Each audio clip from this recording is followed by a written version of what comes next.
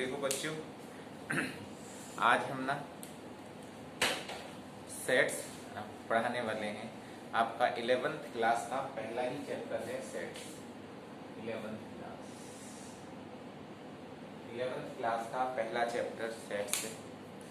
तो सेट्स पढ़ाने से पहले इसमें बहुत क्वेश्चंस आते हैं जी। सेट के फाउंडर कौन हैं, सेट को बनाया कब गया।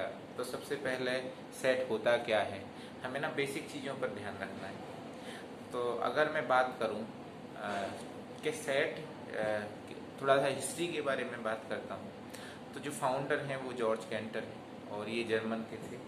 तो उन्होंने सेट को डेवलप किया था, मतलब फाउंडर ऑफ सेट थ्योरी माना गया उनको। अच्छा, सेट को पढ़ाने से पहले क्या होता है सेट्स, तो उससे पहले ना एक वर्ड आता है, सबसे इम्पोर्टेंट है कलेक्शन।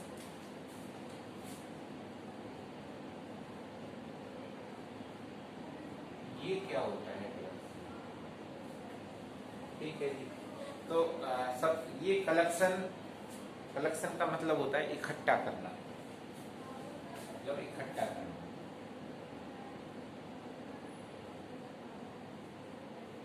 ठीक है जी। अब ये जो इकट्ठा करना होता है ना, तो ये दो प्रकार का होता है।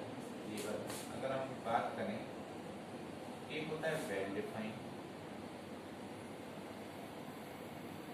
एक होता है वेल डिफाइंड, दूसरा होता है नॉट वेल डिफाइंड।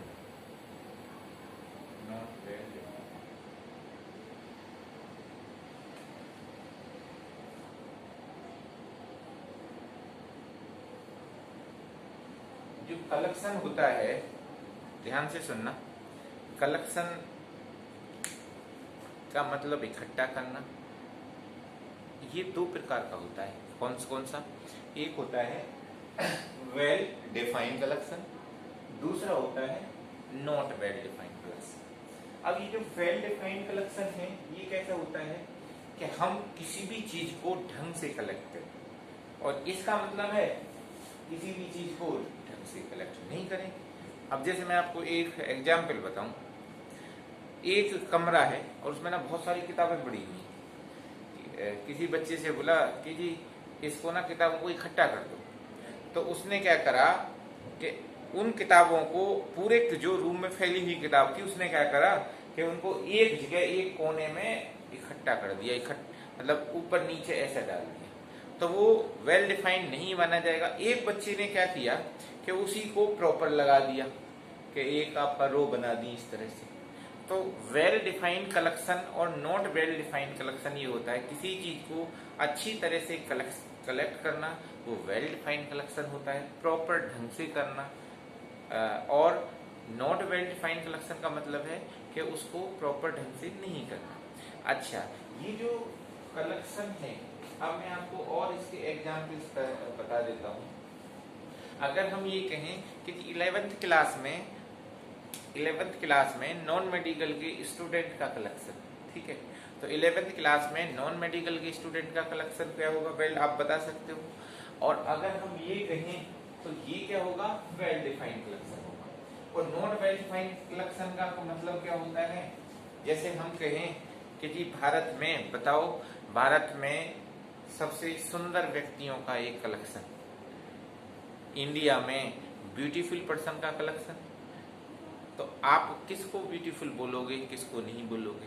तो ये जो होता है, ये नॉट वेल डिफाइंड होता है। अगर हम क्लास की बात करें, क्लास में हम ये कहें कि जी अच्छे बच्चों का, 11वीं क्लास में अच्छे बच्चों का कलेक्शन, या आपसे ये बोला जाए कि जी 11वीं क्लास में जो अच्छे बच्चे हैं उनको इकट्ठा करो। तो अच्छे बच्चे हम किसको कह सकते हैं, किसको नहीं।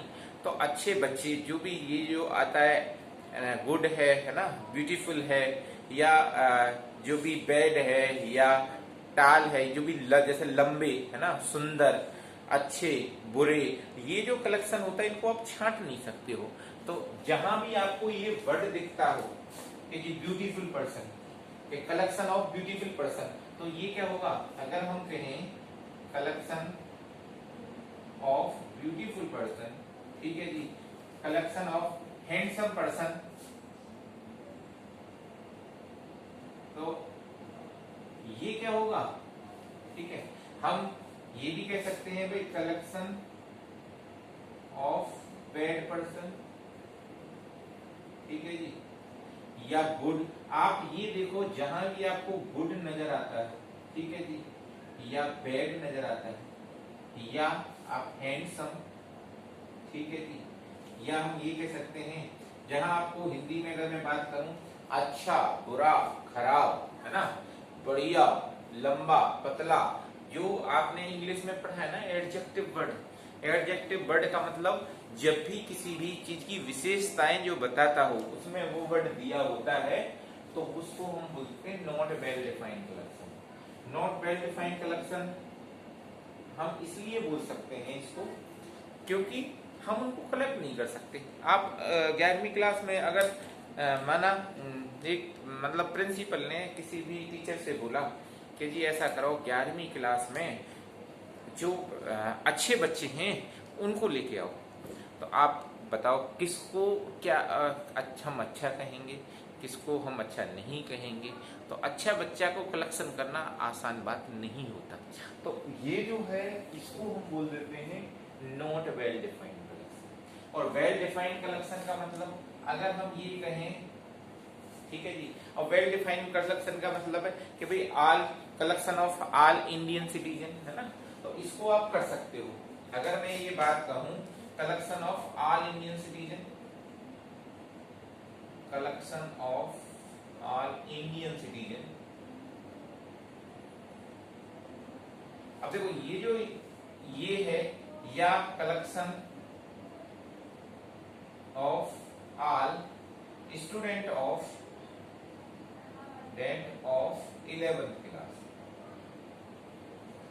आज collection of all student of 11th class. तो देखो ये जो है कलेक्शन जो 11वीं क्लास के बच्चों का कलेक्शन है इसको हम क्या बोलेंगे, वेल डिफाइंड। क्यों, आप 11वीं क्लास में आपके मान लो एक क्लास में 60 बच्चे हैं, आप सीधे कहोगे कि हमारे क्लास में 60 बच्चे हैं, तो 60 बच्चे हैं वो कैसा कलेक्शन है, वो वेल डिफाइंड कलेक्शन। अगर हम ये कहें कि कलेक्शन ऑफ, अगर मैं बात करूं कलेक्शन ऑफ ऑल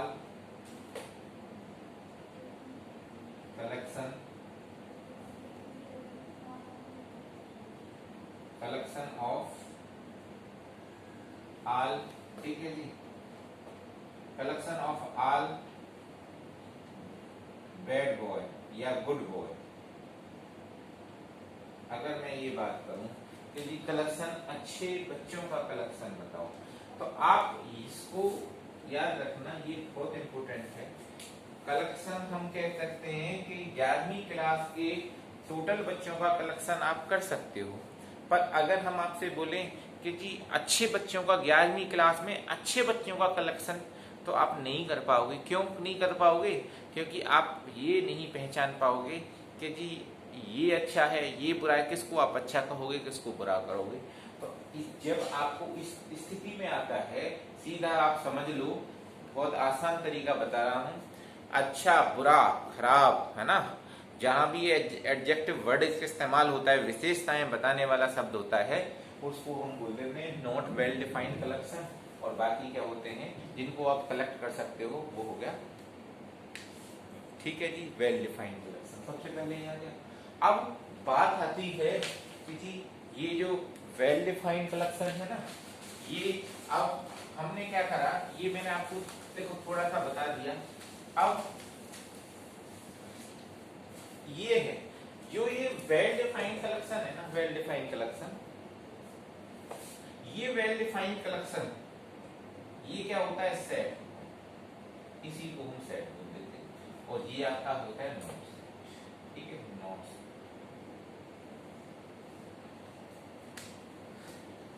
जो वेल डिफाइंड कलेक्शन है तो आप क्या बन गया, जब जो वेल डिफाइंड कलेक्शन है वो क्या होगा, सेट हो गया। मतलब वेल डिफाइंड कलेक्शन क्या होगा, एक सेट। सीधा मैं आपसे बात कर रहा हूं सेट, कि जी ये सेट होता है। सेट को हिंदी में हम समुच्चय बोल देते हैं, समुच्चय, ठीक है। तो हिंदी में हम सेट को समुच्चय बोल देते हैं। अब समुच्चय का मतलब देखो, अब इसको एक लाइन में कैसे समझोगे? तो आपने बताया कि जो वेल डिफाइंड कलेक्शन होता है उसको हम क्या बोल देते हैं? सेट बोल देते हैं, ठीक है। तो एक ही लाइन में आप याद, जैसे अब मैं एक और एग्जांपल बताता हूँ। जब आप नाई की दुकान पे जाते हो बाल कटवाने, तो आप नाई वाले से क्या बोलते हो कि जी ऐसा है ना, मेरे बालों को आप सेट कर दो, मेरे बालों को सेट कर दो। तो वो क्या होता है कि आपके जो भी इस तरह के बाल हैं जो लंबे हैं उसको एक साथ उसमें सेटिंग कर देता है। तो जो सेट होता है इसका मतलब, आपने क्या बोला, मेरे बालों को सेट कर दो, इसका मतलब जो आपके लंबे थे, टेढ़े थे, इधर थे उधर से, उन फैला हुओं को उनको काट के एक सार फॉर्म में कन्वर्ट कर दिया। तो इसका मतलब क्या है? किसी भी चीज को व्यवस्थित ढंग से, अच्छे ढंग से कलेक्ट करना, या जिसको आप कलेक्ट कर सकते हो उसको क्या बोलेंगे? हम सेट बोलेंगे। और जिसको कलेक्शन नहीं कर सकते हो उसको क्या बोलेंगे? Not set. क्लियर हो गया? ये जो सेट वर्ड है, सेट वर्ड का मतलब well defined collection, well defined. अब यहां आता है कि जी सेट की नोटेशन क्या है, ठीक है जी। हम सेट को किस तरह से डिनोट वो करते हैं, ठीक है जी। अच्छा, इसके देखो, अब मैंने आपको बताया था जॉर्ज कैंटर, इसको पहले मैंने आपको बताया था कि जो जॉर्ज कैंटर हैं वो क्या हैं? जॉर्ज कैंटर एक जर्मन के थे, जिन्हें हम फाउंडर ऑफ सेट थ्योरी माना गया कि सेट थ्योरी की फाउंडर जॉर्ज कैंटर को माना गया था। वो एक जर्मन के थे और जिनका जन्म 1845 में हुआ था। तो उन्होंने सेट थ्योरी का हो किया था। अच्छा, ये मैं पहले बता चुका हूं। अब हम आता है well defined collection. Well defined collection को हम सेट बोलते हैं। अब किताब में लैंग्वेज क्या होती है? किताब की लैंग्वेज देखो, ये जो मैं आपको बता रहा हूं, मेरे वर्णों को ध्यान से सुनना। अगर आपको किसी को इसका एक मैं रिटन लैंग्वेज वाला एक आपको अलग से मैं व्हाट्सएप कर, मतलब आपको भेज दिया जाएगा। अगर हम बात करें सेट थ्योरी की, सेट क्या होता है, डेफिनेशन की बात करें, set is the well defined collection of distinct object. Set is the well defined collection of distinct object. Set is the well defined, ठीक है जी, set is the well defined, set is the well defined collection, set is the well defined collection, set is the well defined collection of distinct object is called, ठीक है जी। अच्छा, the element of set, ये बुकों में ये language लिखी होती है कि the well defined collection of distinct object is set, और जो भी इसके मेंबर्स होते हैं उनको क्या बोल देते हैं? Element of. जो भी इसके सेट, ठीक है जी, इसके मेंबर्स होते हैं या एलिमेंट ऑफ सेट बोल देते हैं। आप देखो, ये चीजें आपको, ये मुझे पता है ये याद नहीं होगी, इसीलिए किताबी लैंग्वेज को छोड़ो, आप सिर्फ नॉर्मली लैंग्वेज याद करो कि वेल डिफाइंड कलेक्शन सेट होता है। अब ये क्या है कि सेट को हम नोटेशन कैसे करते हैं? Notation of set, notation, notation क्या होता है? ठीक है जी, सबसे पहले मैं आपको बता देता हूं कि जी हम सेट को नो इससे करते हैं। आपको ये वर्ड, ये जो वर्ड है, हम इसका मतलब क्या होता है? हम कहते हैं कि अगर जहां ये वर्ड हो वो सेट होता है। अगर हम ये कह सकते हैं, अच्छा इसमें क्या है, एक तो ये वर्ड होगा, और आप जहां ए कैपिटल लेटर जो होते हैं ना, आप ये तो ये है, और कैपिटल लेटर जो है, मतलब आपके ए हो, बी हो, सी हो, एक्स वाई जेड, जो ये कैपिटल लेटर है A B C X Y Z, इसको हम क्या बोलेंगे, सेट बोलेंगे। ये आपको डिनोट, ये डिनोट करते हैं, ये किसको डिनोट करेंगे, सेट को। और जो आपके ये हैं ए बी स्मॉल, जो है स्मॉल लेटर, और स्मॉल लेटर में आपके क्या आ जाएंगे, ए बी सी, और ये क्या होंगे, ये एलिमेंट होंगे, element of set, element of set. अब आप ये समझो कि ये होता है, जहां बड़ा लेटर है वो तो होता है सेट को, कि अगर हम ये कहें कि ये जो बराबर है वो है ए और बी, तो ये तो डिनोट कर रहा है ना, ये मतलब जहां जिस भी उसमें ये लगा होता है वो सेट को डिनोट करता है। तो आपका ये इसको क्या बोलेंगे हम, इसको हम बोलेंगे सेट, और इनको क्या बोलेंगे, इसको बोलेंगे एलिमेंट ऑफ सेट। ठीक है जी। जब जो कैपिटल लेटर वाला वर्ड है उसको हम सेट बोलेंगे, और जो स्मॉल लेटर हैं उनको क्या बोलेंगे, एलिमेंट ऑफ सेट, या उसके मेंबर ऑफ सेट। आप ऐसे भी बोल सकते हो, member of set, member of set. Clear, element of set और मेंबर ऑफ सेट। अब देखो, ये सबसे पहले मैं आपको 7th 8th में ले जाना चाहता हूं, आप जरा वहां चलो, वहां देखो। अब देखो क्या है,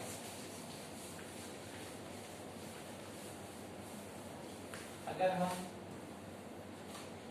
आप 6 और 7 की बात करें, 6, 7 और 8 क्लास, ध्यान से सुनना, हम बात कर रहे हैं 6ठी 7वीं 8वीं की बात। आपने ना 3 पोस्ट पढ़े होंगे, एक तो पढ़ा होगा एक तो पढ़ा होगा आपने ये वाला, एक पढ़ा होगा ये वाला, ठीक है, और एक पढ़ा होगा ये। आपने ये 3 पढ़े होंगे, 1 2 3 पढ़े होंगे। अच्छा, अब ये क्या होता है, ये क्या होता है, ये क्या होता है, तीनों में क्या होता है, ये इसको बोल देते हैं हम छोटा पोस्ट, इसको हम बोल देते थे स्मॉल पोस्ट, मिडिल है ना छोटा, हम बोल देते थे इसका भाई ये छोटा पोस्ट है, छोटा पोस्ट है ना, इसको हम बोल देते थे मिडिला। ठीक है जी, मिडिला पोस्ट बोल देते थे, और इसको बोल देते हैं हम बड़ा। आपने शायद, मतलब मिडिला का मतलब होता है बीच का, छोटा, मिडिला और बड़ा। जैसे आपने मिडिला का मतलब बीच वाला होता है, जैसे आपने पता है कि मैं थोड़ा सा उधर जैसे महाभारत में था, तो अर्जुन जो था वो छोटा था, भीम जो था वो मिडिला था, और युधिष्ठिर बड़ा था। तो जो एक बड़ा कोष्ठ होता है और एक मिडिला, मिडिला का मतलब बीच का होता है, और एक होता है उसके छोटा कोष्ठ। अब ये मैं क्यों आपको याद दिला रहा हूँ कि इनमें फर्क बहुत इंपोर्टेंट है, ये मोस्ट इंपोर्टेंट है, इसको समझना जरूरी है, ये मोस्ट इंपोर्टेंट है, क्योंकि सारा सेट की जड़ यहीं से आती है। आपको पता है, अगर मैं इन दोनों में ये लिख दूं, मैं ये कहूं कि जी 2 और 3 ऐसे लिख दूं, ठीक, मैं लिख दूं 2 और 3 ऐसे लिख दिया, और मैं लिख दूं 2 और 3 ऐसे, तो इन दोनों ये फर्क, ये तो आपका ये हो गया, ये वाला, ये हो गया, और ये आपका 3 है ना। इनमें फर्क क्या है, हम कैसे पहचानेंगे?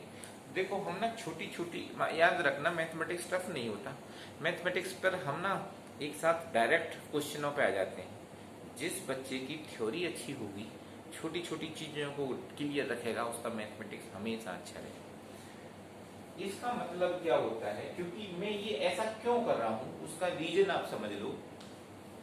देखो, हमें, क्योंकि मैंने बताया था सेट को जब हम डिनोट करते हैं, मैंने आपको बताया था कि ये जो सेट है हमेशा ये इससे डिनोट किया जाता है, इससे डिनोट किया जाता है ना। अब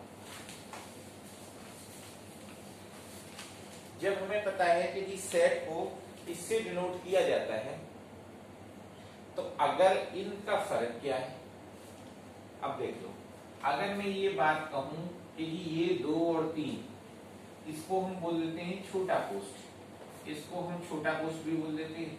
इसका मतलब क्या होता है कि हाँ 2 और 3 के बीच के नंबर लेने। इसका मतलब क्या है कि element between, take element between 2 and 3, मतलब 2 और 3 के बीच के सारे एलिमेंट, ऑल एलिमेंट, ठीक है, ऑल एलिमेंट, एक ऑल एलिमेंट बिटवीन 2 एंड 3। इसका मतलब है 2 और 3 के बीच सारे एलिमेंटों को लेना है ना। तो इसका मैं एक एग्जांपल बता देता हूं। जैसे 2 के बाद 2.1, 2.2 है ना, 2.2 और ये ऐसा है 2.9 है ना, 2.99, ये और भी इसके बीच में सारे आ जाएंगे। 2 और 3 के बीच के सारे एलिमेंटों को लेना है, 2 और 3 को नहीं लेना। इसका मतलब क्या है, 2 और 3 को नहीं लेना, 2 और 3 को छोड़कर उनके बीच के सारे एलिमेंटों को लेना है। इसका मतलब होता है ये, ठीक, मतलब 2.1 से लेकर 2.99 का, तो ये छोटा कोष्ठ का रोल होता है ये। इसका मतलब क्या है कि केवल 2 और 3 ही लेने हैं। इसका मतलब है केवल 2 और 3 एलिमेंट ही लेने हैं। इसका मतलब है कि केवल 2 और 3 एलिमेंट ही लेने, और कुछ नहीं लेना। 2 को लेना है और 3 को लेना है। तो सेट का मतलब, क्योंकि ये किसको डिनोट करता है, सेट को, तो जब सेट को डिनोट कर रहा है तो इसका मतलब क्या है कि सेट के अंदर जो भी एलिमेंट हैं केवल वही लेने हैं और कोई भी एक्स्ट्रा एलिमेंट नहीं लेना। और इसका मतलब क्या होता है कि 2 और 3 को, इसका मैं यहां भी लिख देता हूं, 2 और 3 के यहां ले, ठीक है, 2 और 3 में लिख, 2 और 3 के बीच सारे सभी एलिमेंटों को लेना, सभी एलिमेंट को लेना, ठीक है जी। इसका मतलब है केवल 2 और 3 एलिमेंटों को ही लेना है। और इसका मतलब क्या है कि 2 और 3, ठीक है, 2 और 3, ठीक है,